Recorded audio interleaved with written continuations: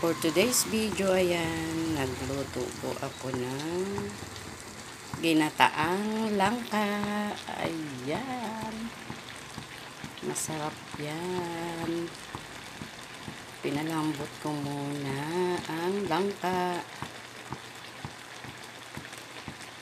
Tapos, nilagyan ko ng bawang sibuyas at siling haba.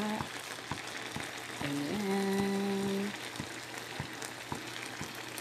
Tapos, ang lahok niya ay nilagyan ko siya ng sardinas. For lunch at dinner, magkasama na yan kasi isang lutuan lang.